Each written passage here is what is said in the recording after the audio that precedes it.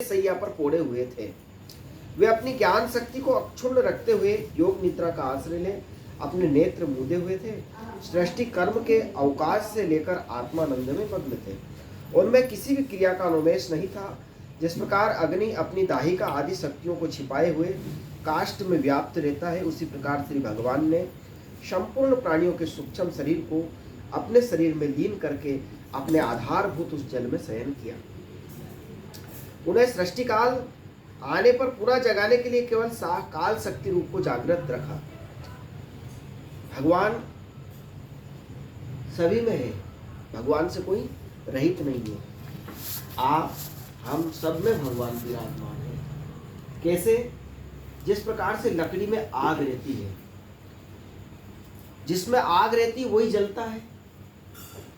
भाई लकड़ी को आग में लगाओ तो आग से जल जाती है, थोड़ा सा बस उसको चाहिए इशारा। पर उसी लोहे को तुम आग लगाओ तो जलेगा नहीं वो, उसी मिट्टी को डालो वो भी नहीं जलेगी, जलती है क्या?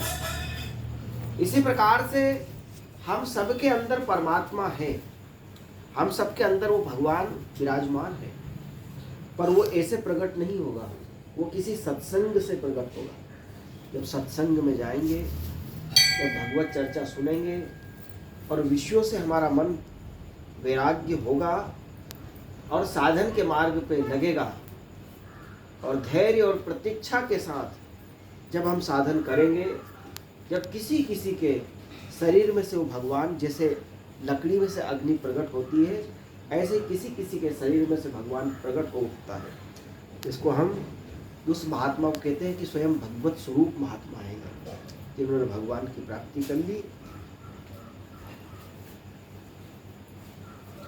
इस प्रकार अपनी स्वरूप भूता चित शक्ति के साथ एक सहस्त्र चतुर्युग पर्यंत जल में शयन करने के अनंतर जब उन्हीं के द्वारा नियुक्त उनकी काल शक्ति ने उन्हें जीवों के कर्मों की प्रवृत्ति के लिए प्रेरित किया, तब उन्होंने अपने शरीर में लीन हुए अनंत लोक देखे। जिस समय भगवान की दृष्टि अपने में निहित लिंग शरीर आदि सूक्ष्म तत्व पर पड़ी, तब वह कालाश्रित रजोगुण से क्षुभित होकर सृष्टि रचना के निमित्त उनके नाभि देश से बाहर निकला। कर्म शक्ति को जागृत करने वाले काल के द्वारा विष्णु भगवान की नाभि से प्रकट हुआ।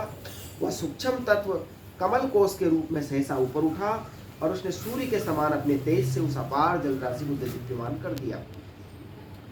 संपूर्ण गुणों को प्रकाशित करने वाले उस सर्वलोकमय कमल में वे विष्णु भगवान ही अंतर्यामी रूप से प्रविष्ट हो गए।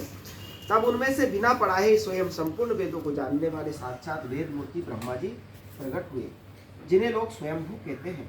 उस कमल की कर्णिका में बैठे हुए ब्रह्मा जी को जब कोई लोक नहीं दिखाया, तब वे आंखें फाड़कर आकाश में चारों ओर गर्दन घुमाकर देखने लगे। नाभि से प्रकट हुआ कमल, कमल में ब्रह्मा जी प्रकट हुए। ब्रह्मा जी ने देखा मैं कहाँ हूँ, तो चारों तरफ आकाश में देखने लगे। उस समय गर्दन घुमाकर देखने लगे, इससे उनके चारों दिशाओं में चार मुख हो गए, इसलिए ब्रह्मा जी के चार मुख हो गए, चारों तरफ देखने लगे, चार मुख हो गए। उस समय प्रलयकालीन पवन के थपेड़ों से उछलती हुई जल की तरंग मालाओं के कारण उस जल राशि से ऊपर उठे हुए कमल पर विराजमान आदिदेव ब्रह्मा जी को अपना और उस लोक तत्वरूप कमल का कुछ भी रहस्य नहीं जान पड़ा। वे सोचने लगे, इस कमल की कर्णिका पर बैठा हुआ मैं कौन हूँ, और ये कमल भी बिना किसी आधार के जल में कहाँ से उत्पन्न हुआ है। इसके नीचे अवश्य कोई ऐसी वस्तु होनी चाहिए जिसके आधार पर यह स्थित है। ऐसा सोचकर वे उस कमल की नाल के सूक्ष्म छिद्रों में होकर जल में घुसे, किंतु उस नाल के आधार को खोजते खोजते नाभि देश के समीप पहुंच जाने पर भी वे उसे ना पा सके। विदुर जी उस अपार अंधकार में अपनी उत्पत्ति स्थान को खोजते खोजते ब्रह्मा जी को बहुत समय बीत गया। ये काल ही भगवान का चक्र है, जो प्राणियों को भयभीत करता हुआ उसकी आयु को क्षीण करता रहता है। अंत में विफल मनोरथ हो वहां से लौट आए और पुनः अपने आधारभूत कमल पर बैठकर धीरे धीरे प्राणवायु को जीतकर चित्त को निसंकल्प किया और समाधि में स्थित हो गए। इस प्रकार पुरुष की आयु पूर्ण आयु के बराबर काल अर्थात दिव्य 100 वर्ष तक अच्छी तरह योग अभ्यास करने पर ब्रह्मा जी को ज्ञान प्राप्त हुआ। ब्रह्मा जी को भी ज्ञान के लिए तपस्या करनी पड़ी, योग अभ्यास करना पड़ा। तब उन्होंने अपने उस अधिष्ठान को, जिसे वे पहले खोजने पर नहीं देख पाए, अपने अंतकरण में ही प्रकाशित होते देखा। जिसको देखने के लिए उन्होंने चारों तरफ निगाह घुमाई, वो उनके हृदय में ही विराजमान था, वो दिखाई पड़ा हृदय में ही। जैसे हम सब लोग बाहर देखते हैं, पर वो जब प्रकट होता है तो अंदर ही प्रकट हो जाता है, पूरा ब्रह्मांड प्रकट हो जाएगा, सब कुछ प्रकट हो जाएगा। उन्होंने देखा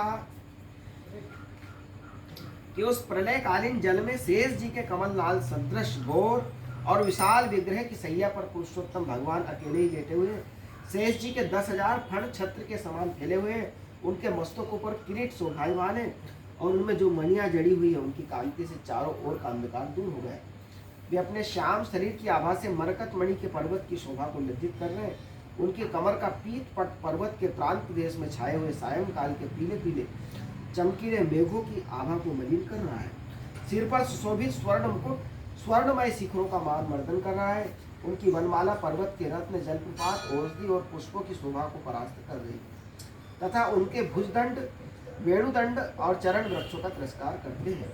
उनका वह श्रीविग्रह अपने परिमाण से लंबाई चौड़ाई में त्रिलोकी का संग्रह किए हुए, वो अपनी शोभा से विचित्र दिव्य वस्त्र आभूषणों की शोभा को शोभित करने वाला पीताम्बर आदि अपनी वेशभूषा से सुसज्जित है।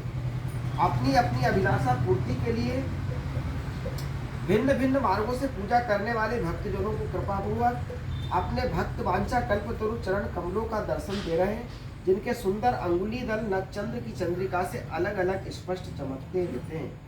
सुंदर नासिका है, अनुग्रह वर्षी भुएं हैं, कानों में झिलमिलाते हुए कुंडलों की शोभा है, बिंबा फल के समान लाल लाल अधरों की कांति है और लोकार्तिहारी मुस्कान से युक्त मुखारविंद के द्वारा वे अपने उपासकों का सम्मान अभिनंदन कर रहे हैं।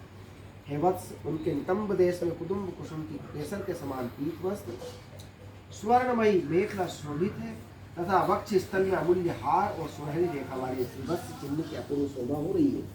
वे अव्यक्त मूल्य चंदन वृक्ष के समान है, महामूल्य केयूर और उत्तम उत्तम मणियों से शोभित है। उनके विशाल भुजदंड है, मानो उनकी सहस्त्र शाखाएं चंदन के वृक्षों में जैसे बड़े बड़े सांप लिपटे रहते हैं, उसी प्रकार उनके कंधों का शेष जी के फणों ने लपेट कर रखा है। वे नागराज अनंत के बंधु श्री नारायण ऐसे जान पड़ते हैं मानो कोई जल से घिरे हुए पर्वतराज ही हो। पर्वत पर स्वर्ण मंडित शिखर है और वक्ष स्थल में विराजमान कौस्तुभ मणि उसके गर्भ से प्रकट हुआ रत्न है। प्रभु के गले में वेद रूप भोरों से